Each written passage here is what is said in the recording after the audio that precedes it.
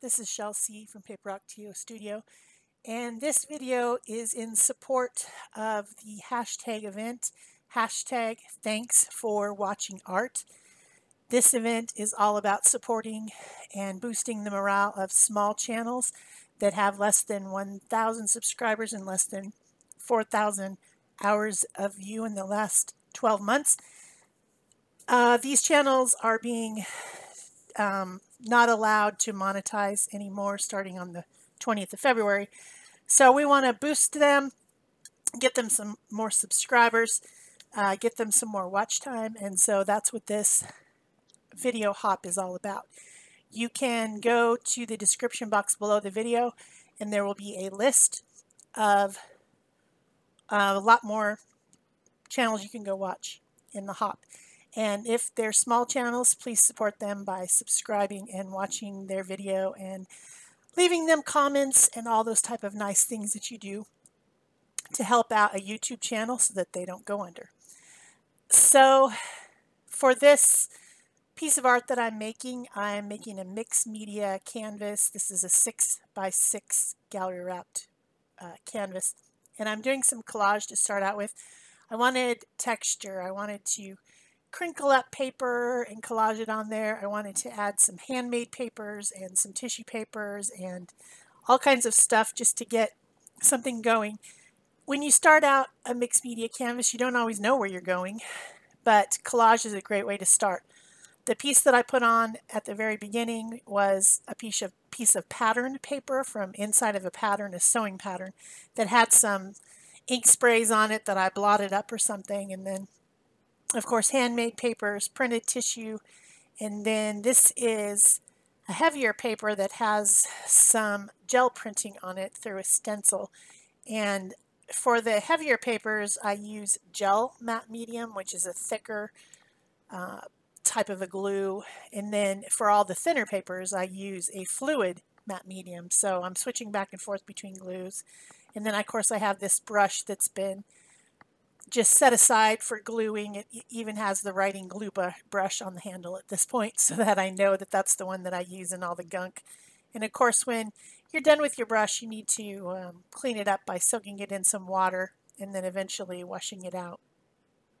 Murphy's oil soap is really great for brush cleaning, so I guess that's not something I usually talk about, but yeah, I do clean these. You don't want to let the glue or the paints dry in your brushes and make them all hard and crunchy. So with that little piece of deli paper that I'm putting on right now, I even crunched it up a little bit more. I'm making creases and crackles and all kinds of interesting texture on this piece. Then I decide that I'm going to use a little bit of gesso and kind of unify everything with thinned down white gesso. The pieces didn't all match, and so I figured I would just go over them. I could have left it, I don't know. It's just kind of what you're doing at the time. I have some mediums on the desk that I wanted to use, and so I decided to push back the background a little bit and make it less glaringly obvious that it's all different pieces by adding some watered down gesso and giving that all a really good dry so it's nice and dry. My next step, I wanted to do some dripping, so I have some golden high flow acrylics. These are high quality, artist quality acrylic that is in a suspended fluid type of a format so that it's drippy and runny and it will run down the canvas. I put some paper towel underneath so that I don't make a huge mess on my desk.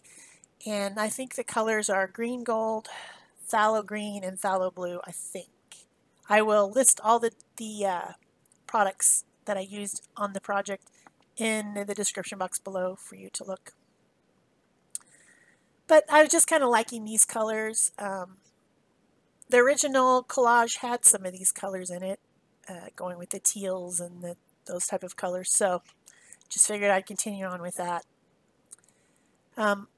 I use a spray bottle to kind of spread out rather than making very defined half-inch strips. I'm like spreading it out with water and shaking it and letting it run down just because I think it's interesting looking. And then If there's a place that I think is too intense or has a puddle, then I just blot it up with the towel. Just making something interesting, letting those colors drag themselves into the cracks and crevices that I've created with the papers in the background, because I was playing with texture.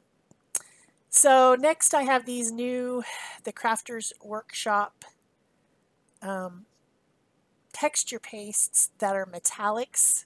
So they're designed to create a texture. They're thick enough, and they just happen to be colored in different colors. So they're brand new, and I thought I would try them out. But I got a little bit overzealous with the sterling silver through the wave stencil from Dina Wakley, and yeah, I smushed it too much. So I'm cleaning it up using the tip of a palette knife, trying to bring it back to what it should be. And then once I let that dry overnight, and I missed the section where I put on the circle to make this sunshine, because I realized it looked like an ocean at sunset, kind of. So I missed that part. That part is antique gold, I think is the color. It's kind of a coppery, brassy color. Same Crafters Workshop product. But then the next morning, after it was all dry, I went ahead and put some more drips across that bottom part, just to fill back in the areas where I had scratched off some of the paste where it had gone under the stencil. And I just wanted to kind of fill that back up. So I did some more dripping with the same golden fluid, golden high flow. Then I needed a focal image, and I decided that since I had an ocean at sunset, that I would make a sailboat. To me, sailboats represent adventure, the idea of going out into the open ocean, just going where you want. There's no roads. You might need a compass or something, but I've never actually done this, but the idea of it really appeals to me, of just being out on your own, making your own path. And I thought that that kind of a theme was appropriate for this hop, because we're supporting channels that, are trying to make their way in the big YouTube world, although YouTube keeps making changes and trying to make it harder, it seems like. I mean, that's probably not their intention, but it seems like they're trying to make it harder. So I thought, adventure out into the ocean with your sailboat, and make your own way and make your own path. Those are the type of things I was thinking of. So I drew the sailboat on 140 pound watercolor paper on the smooth side with a graphite pencil, and I drew a face on one of the sails, kind of to represent the person who's going out and having this adventure, although obviously the actual person would be inside the boat. It was to represent, this is all in my head, and in my ideas, doesn't necessarily always come across when I'm doing it. So then I know that the boat needs to rest on these waves that are dimensional here on my piece. So I used the stencil to make a place where I could cut out the bottom of the boat a little bit to make it fit. And then I'm using some artist pit pens from Faber-Castell, which are an India ink marker, to draw in my illustration lines and, finish the way that I like to have an illustration look. I like it to have lines. That's me. I like lines. I don't know why. So that's what I'm doing. Using different nibs, smaller ones and fatter ones, to, make different areas stand out more. So then, to finish off my illustration focal piece, I'm going to collage it a little bit and color it a little bit. So I'm using a piece of translucent deli paper to make a pattern for the pieces that I need to cut out to collage onto my boat. And I'm going to be using jelly printed deli paper and text weight papers to do this. So by collaging onto my deli paper, then I can cut it out because I can still see the lines from the back. I can cut it out and it will fit perfectly onto the area that I want to put it onto my watercolor paper. So that's just something that I thought of a while back, and I do on a lot of my projects. Deli paper is really good for this. You could also use tissue paper, but it tends to tear a lot easier than deli paper. Deli paper is designed to stand up to greasy sandwiches and deli meats and stuff like that. So it's still translucent, but it has the power to stay together and not separate when it gets wet. Whereas the tissue paper does separate when it gets wet. It's not as powerful and doesn't stand up on its own. So I've taken these little bits and bobs of paper, collaged them onto my pieces, and then cut them out. And I'll make you watch me cut them out. That's no fun. And I'm putting them onto my piece that I've drawn, fitting them into the areas that they need to go, so that I can, in this way, color in my focal image boat. And I do this for all the pieces. That one is done with some text weight. I think it's from a Latin dictionary or something. You can't read it. And I use that same paper for the little flag up at the top. Then to finish my other sail that has the girl's face, I got out some of my Neocolor 2 water-soluble crayons, and I'm drawing them onto my craft mat, and then using a water brush to pick up a little bit of the matte medium, which you can't see up at the top. I didn't know it was off the screen. And I mix the matte medium with, that's the fluid matte medium, with the color that's on the mat that I've scratched on there with the crayon, which is basically a watercolor. And then I'm using the water brush with that mixture. And you may wonder, why am I mixing it with matte medium? Well, I know I'm going to collage this. I know I'm going to put another wet layer over the top. So I need to make sure that those colors that I'm putting on don't move. But I also want it to look like a watercolor.